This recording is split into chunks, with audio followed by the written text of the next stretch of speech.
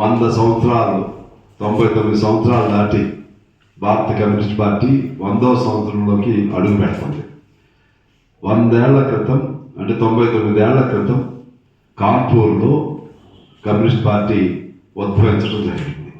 మళ్ళా రేపు కూడా పుట్టినరోజు మళ్ళీ కాన్పూర్లోని 100వ సంవత్సరం పుట్టినరోజు వేడుకల్ని అక్కడ జరుపుతున్నారు. ముగింపు వేడుకల్ని మన తెలంగాణలోనేమో 30వ తారీఖున అంటే 26 జరుగుతుంది కాబట్టి 30న పార్టీ పుట్టుక దినాన్ని ఇక్కడ జరుపుతున్నాం. ముగింపు వేడుకలు దేశ స్థాయి జాతీయ స్థాయి ముగింపు వేడుకలు ఖమ్మంలో ఒక 2-3 లక్షల మంది.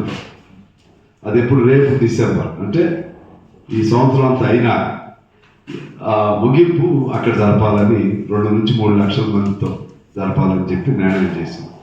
ఈ సంవత్సరం కాలం ఒక ప్రజల సమస్యలు, ఇళ్ల స్థలాలు, భూములు, లేకపోతే అసంఘటిత రంగం, ఇలా అనేక అంశాల వారీగా ఇప్పుడు ఈ ఫార్మా కంపెనీలు వాటి దోపిడీ, ల్యాండ్ మాఫియాలు వాళ్ళ దోపిడీ, హాస్పిటల్స్ వాళ్ళ దోపిడీలు, విద్యా వ్యవస్థ వాళ్ళ దోపిడీ, ఇటువంటి అన్ని అంశాలు కూడా తీసుకుని మళ్ళా మేము ఈ సంవత్సర కాలం మా ఎజెండాగా తీసుకుని ఇంకా దీన్ని పునరుత్తేజం వైపు కమ్యూనిస్ట్ పార్టీని తీసుకుని వెళ్తాం. అంటే చాలామంది అనుకోవచ్చు మీకు సీట్లు లేవు అని. నేను చెప్తున్నాను మాకు సీట్లు లేకపోవచ్చు, కానీ మళ్ళా చెప్తున్నాను కొన్ని కోట్ల మంది కమ్యూనిస్ట్ అభిమానులు ఉన్నారు. ఇప్పుడు సపోజ్ రేపు నాకేమైనా అయిందనుకోండి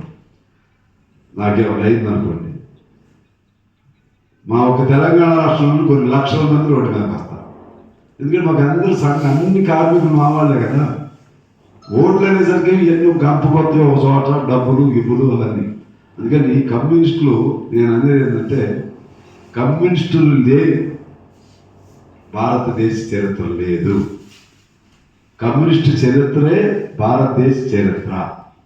భారతదేశ చరిత్ర కమ్యూనిస్టు చరిత్ర.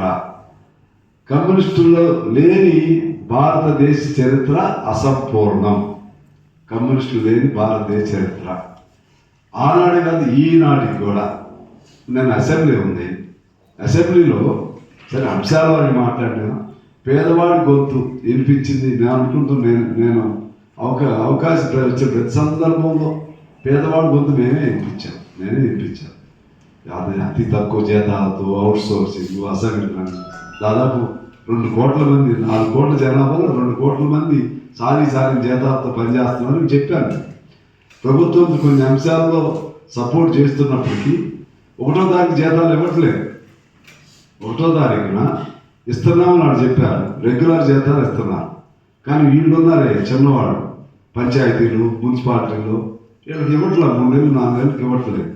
సరే వీళ్ళు తప్ప ఎవరు తప్ప నేను ఆ లోతుకి వెళ్ళాలి అన్నీ జరిగిపోయింది. అందువల్ల ఇటువంటివన్నీ ప్రస్తావన చేసేది ఎవరంటే కమ్యూనిస్టులే. అందుకని కమ్యూనిస్టు పార్టీ పాత్ర ఉండాలి. అదే తెలంగాణకు వచ్చేసరికి సాయుధ పోరాటం. ఇవాళ ఈ తెలంగాణ ఇప్పుడు ఈరోజు ఈ భూమి సమస్య, భూమి కోసం, వృత్తి కోసం ఇప్పుడు జరిగేటువంటి వీటన్నిటికి నాంది పలికింది ఎవరు? నాంది ప్రస్తావన కమ్యూనిస్టులే. ఇవాళ కమ్యూనిస్ట్ పేర్లు వాళ్ళందరూ ఉపయోగించుకుంటూ మొన్న ఎవరో కామెంట్ చేసిందంట కవితమ్మ, ఏదో 2 సీట్ల కోసం, ఏదో ఎమ్మెల్సీ కోసం. ఎమ్మెల్సీలు, కార్పొరేషన్లు ఇవన్నీ ఇప్పుడు ఆన్ గోయింగ్ పాలిటిక్స్లో అది భాగం అవుతుందా? వాటి కోసం మేము బతికితే మేము తలుచుకుని మీరు ఎక్కడ ఉంటారు? మేము కానీ రాజకీయాలు మారిస్తే, రంగులు మారిస్తే మీరు ఎక్కడ ఉంటారు? పొత్తులు ఉన్నప్పుడు ఏదన్నా ఒకవేళ అవకాశం వస్తే తీసుకుంటాం, లేకపోతే చచ్చిపోము. కమ్యూనిస్ట్ పార్టీ 100 ఏళ్ళు ఎలా బతుకుంది? మరి మీ పార్టీలు ఎక్కడో బతుకుంది? ఏ పార్టీ ఉంది చెప్పండి? 100 ఏళ్ళు ఈ దేశంలో ఏ పార్టీ ఉంది? అదే 100 ఏళ్ళు మేమే ఉన్నాం, కమ్యూనిస్టులే ఉన్నాం. ఎందుకున్నాం? మాకు ప్రజలు ముఖ్యం, సిద్ధాంతం ముఖ్యం. ఆ క్రమంలో ఇప్పుడు ఒక ఎమ్మెల్యే సీట్ తీసుకున్నాం పోటీగా. ఎందుకు దేనికి ఉపయోగిస్తున్నాం ఎమ్మెల్యే సీట్? నాకేమి నేను అధికార పార్టీలో ఉంటే ఇప్పుడు గవర్నమెంట్ మేము తక్కువ ఉంటాం చెప్పండి? మా సుధాకర్ రెడ్డి గారు లేకపోతే పెద్ద వాళ్ళు ఉన్నా ఎవరికంటే తక్కువ? మంత్రులు, ముఖ్యమంత్రులు, ప్రధానమంత్రి అవగానే శక్తివంతులు ఉన్నారు. మా స్థాయిలో నేను ఎవరికైనా తక్కువ కాదని నేను అనుకుంటున్నా. మీరు అసెంబ్లీ చూసినా ఇంకోటి చూసి ఏ సబ్జెక్ట్ అయినా సరే, ఏ సబ్జెక్ట్ మీద అయినా నిజాయితీగా మాట్లాడేవాడిని నేను. నాకేమి రాజకీయంగా ఇప్స్ బట్స్ లేవు. అందువల్ల ఎవరు తక్కువ కాదు.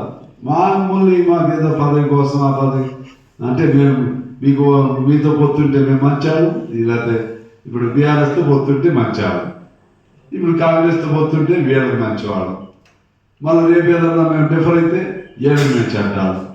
ఇవన్నీ మీ మంచిలు చెడులు మాకు అవసరం లేదు, మీ సర్టిఫికెట్లు మాకు అవసరంలా.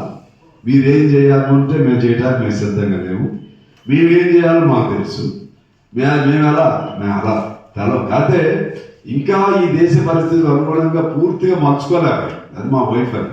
కమ్యూనిస్ట్ ఉద్యమంలో చీలిక జరిగింది, అది మా వైఫల్యం. కానీ సిద్ధాంత బలం, అదేవిధంగా అంకిత భావం ఇప్పుడు కూడా ఉండబట్టి పార్టీ 100 ఏళ్ళు ఉంది. ఈ 2 అంశాలు చెప్పి మీతో నేను సెలవు తీసుకుంటున్నా. మీకు ఎక్కువ సమయం